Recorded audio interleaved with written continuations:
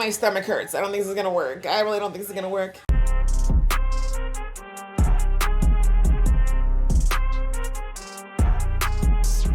Hey guys, it's your girl Aisha, aka Geek XX Chic, and we are back with another reaction to My Hero Academia. We are now on to episode 6 of the season, which is called Division.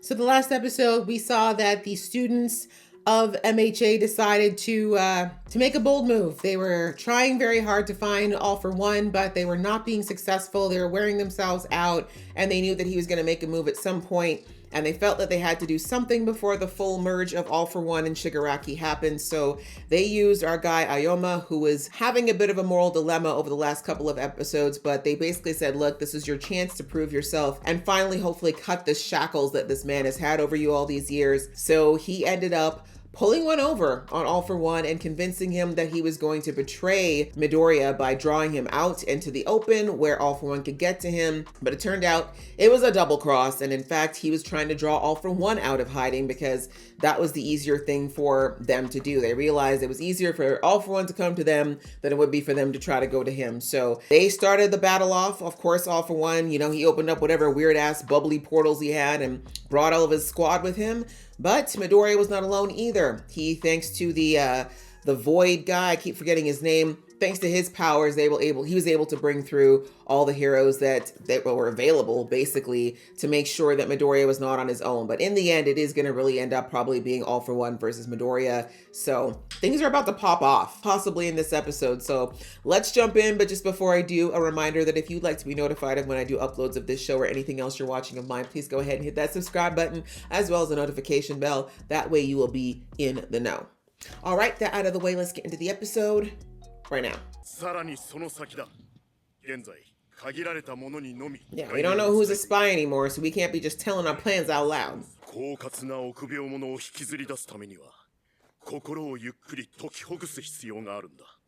What is this gesture? Calm down. But I get it. The relief.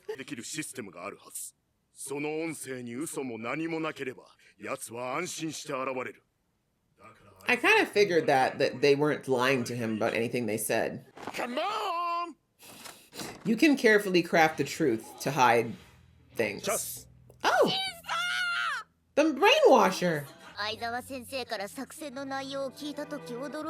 So this is where he comes in.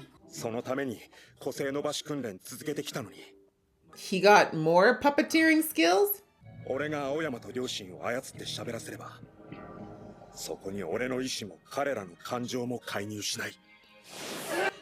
Oh, that's what he did.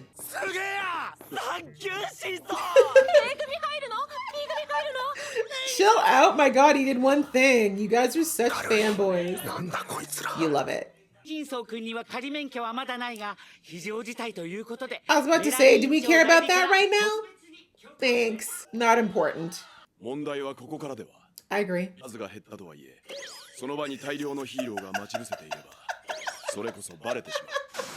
Not him shattering them with common sense. Okay, that makes more sense. Because I'm like, I don't think bro is going to cooperate. Like, he's not there yet.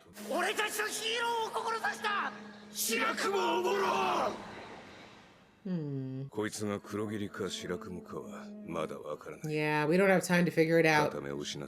Ah! No, I'm still so mad about that. You can concentrate it, so one eye's all you need.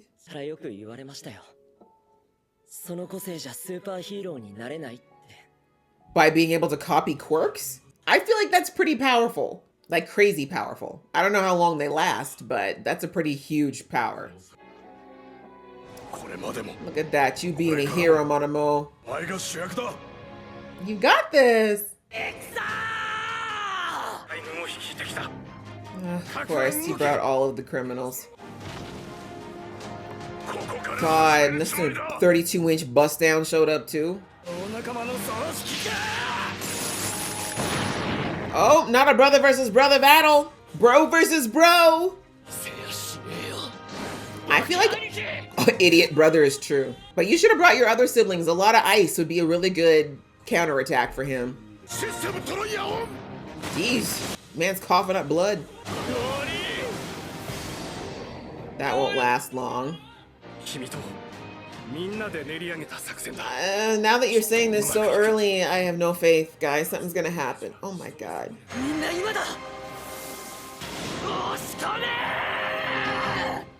Smart. That only is gonna work for so long, though. Bro just literally summoned everybody. You need to take down All For One. He's just gonna resummon them to wherever the hell he's at. But I understand that it's not a bad plan. It's not a bad plan.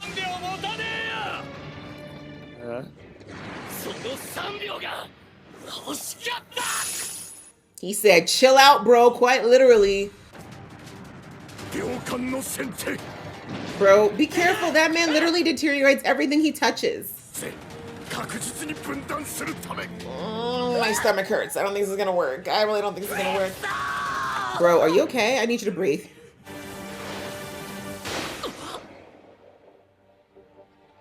What the hell was that?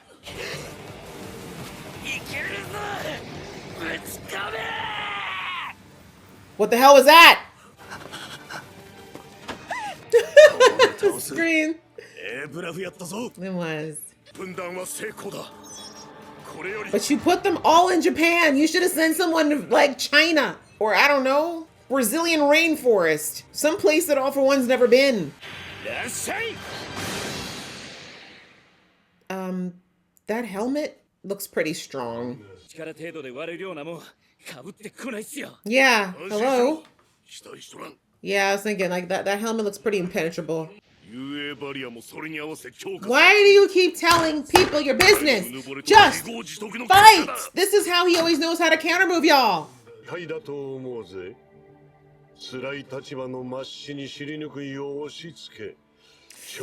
Yeah, unfortunately, he's right about this one.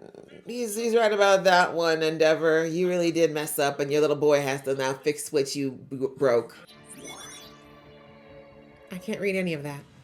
Sky above you high. Sky High? Is this Sky High, guys? If you know, you know. It's a great movie. You should watch it if you haven't already.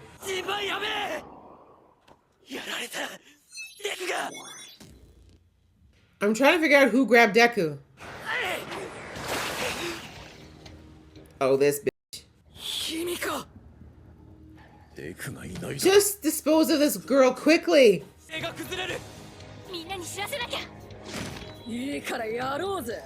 Mirko was like, listen, I've already lost a leg. There ain't got much more you can do to me.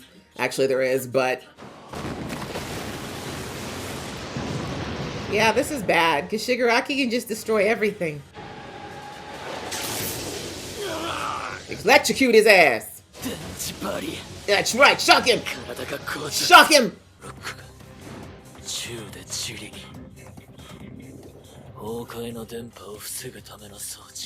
Yep. Okay. That is a risk.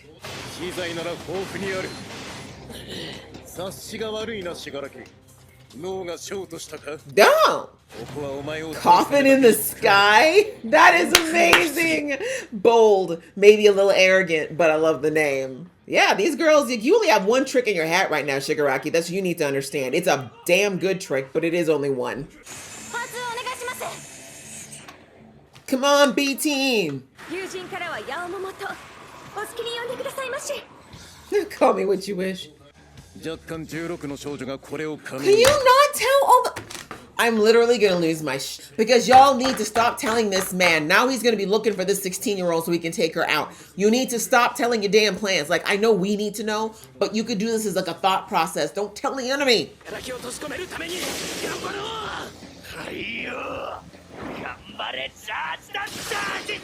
Okay. Thanks for telling him all the business. Ooh! Murder Death God guy, whatever you are. That was spectacular. Mirko's got a new leg! Mirko. Motomo is going crazy. I can't. I can't. I'm scared. I know. Now Midoriya's with that weird ass vampire chick. I can't. It is. We're not kicking out the both of them. It's not happening. Woo, that would have hurt with a metal leg. No, not Mirko, please, for the love of God.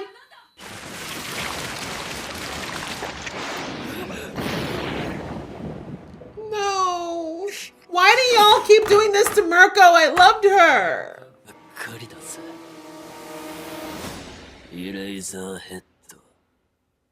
Oh. Not Mirko. Why do y'all keep doing this? I loved her. Ready to flip a table. 次回インフレーションその少女は戦乱の中で恋を So true. I am so sick of that. I'm sorry, I do not like that little vampire chick. I know we're supposed to feel like, oh, poor lost little girl who had a hard upbringing, but I'm tired of her. Crazy episode. Holy crap.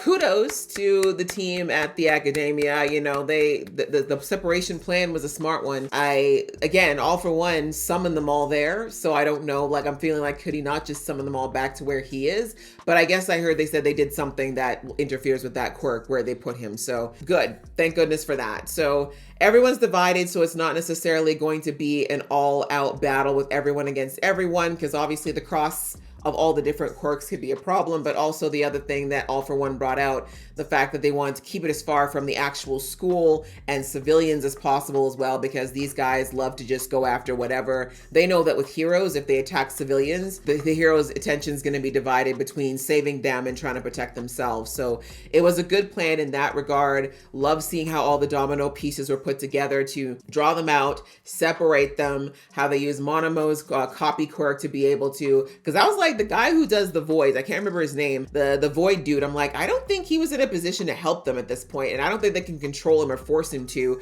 but it makes sense now that Monomo, who I really like hearing his little backstory about how he thought his quirk was never going to be like a hero level quirk because he can only do it for 5 minutes, but still, that's still a crazy quirk to have, and I do wonder if he can copy more than one. But anyway, it's a cool thing to be able to basically do what anyone else can do, even if it's just for 5 minutes. So I love that they figured out the best way to utilize those abilities, and as you can see, he was getting a little high off of it. He was going a little cray-cray with it, but I'm not even mad at him. To go from thinking that you're never going to be anything other than a B-rate to being able to participate in one of the most decisive battles in your living history is crazy. So I understand him being a little bit proud of himself, a little bit ecstatic in that moment. And honestly, I'd prefer to him to be a bit excited versus being scared, right? Because that's not a good thing to be in this particular situation. At least he was focused. So we have a bunch of people separated. I can't remember everyone, but the main ones to worry about is Shigaraki is with Best Jeanist, Bakugo, Mirko, and who else? I think there was one other that I can't remember. And then of course Eraserhead is there with Monomo so that he can copy his quirk. And Midoriya was supposed to be there because they figured if Midoriya was there, Midoriya would be able to subdue and get Shigaraki captured so that he could not be used by All For One with that transformation anymore. That would have been a great, because I don't think they planned on taking out All For One. They know they probably can't yet, but at least if they can get Shigaraki out of the equation, that's another peg taken out from underneath All For One. But unfortunately, it didn't work out that way. Midoriya got caught by one of these ropes that was on the Blood Girl. What is her name now? Himura.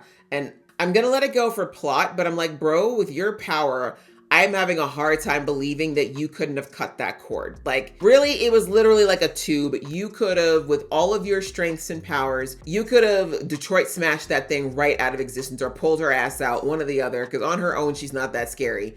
So I don't know, like, obviously that was for plot, which sucks, but I'm like, all right. So Midoriya ended up being pulled in to fight with them when he's supposed to be with Shigaraki, and obviously that threw their plan off massively because they planned everything quite literally down to each person. We heard Aizawa say that everybody has to show up and everyone has to be in the right place for this plan to work, otherwise it's gonna fall apart. And now that 1% chance of things screwing up just happened. So anyway, we see that outside of that, we've got the two boys against each other. Now we've got Toya and Todoroki against each other, which is crazy. And then we've got Endeavor going up against All For One, as well as, who else is with him? The feather guy. They're both there. And I think that's it. Of course, there's a scattering of other people, but those are the main ones that we saw. So we see that right now, All For One is doing what he normally does. He's trying to figure out what the plan is and, figuring out how we got here. Because if there's anything that All For One is good at, it's strategizing. So he's not even worried about fighting them right now. He's trying to figure out what the plan is so he can figure out a way to circumvent it most likely. And this is where I feel like rather than Endeavor telling him the plan, this would have been a good idea to maybe try to keep him busy enough to not focus on that particular aspect. But this is anime, so we're gonna have, just like we have people always screaming before they attack, which lets people know that they're coming, we have long verbose explanations of a plan that don't need to be shared with the enemy. We just don't need to do that. We don't need to do that. But we know that villains do it too, right? We call it monologuing. I get it. It was for us as the audience to know how we got here, but I just feel like we don't need to tell the really smart man who has clearly been a step ahead of us for a while now all of our plans. Let's not do that. Let's not let him know who comes up with the plans. Let's not let him know who he needs to target going forward to make sure we don't come up with more plans, right? Let's just go with the plan. But anyway, so that's how we're divvied up right now. And, kudos to Aoyama. I thought it was so funny to see that he's still standing there shaking after everything that happened. But listen, he did the bravest thing he's ever done in his life. So proud of him. And at this point, we're just going to have to see how it goes because this is going to get messy. We're going to definitely get people hurt. I don't think we're going to take out any members of the students. The show's been really good thus far about not having any of the students suffer anything as far as death. We've had some quirk removal and some pretty serious injuries, but no one's been taken out as of yet. Not saying it's impossible though, because we did lose heroes last season. So I'm hoping not, but we'll have to see how things go. Because as much as the 1A is prepared, I do think that there's a handful of these higher level guys that are working for All For One that are going to be very difficult to overcome. And I know people are definitely going to be hurt. There's no doubt about that. And I feel like we're going to get at least one or two students that may end up with an injury that's not recoverable or something you can't recover from easily anyway. So speaking of that, we see in the Shigaraki dome that they created a floating dome for him, which I think was so smart. I loved it, calling it Coffin in the Sky. That was great. And yeah, they knew what his quirk is, his main quirk. And they were like, we can work with this, right? We know what he can do. We know the level of devastation he's capable of. What can we do to circumvent that so he can't continue to use it against us? So putting him in a place where his amount of damage is limited is the first thing, right? His it's still bad. No one can get within arm's length of this guy because if he touches you, it's over.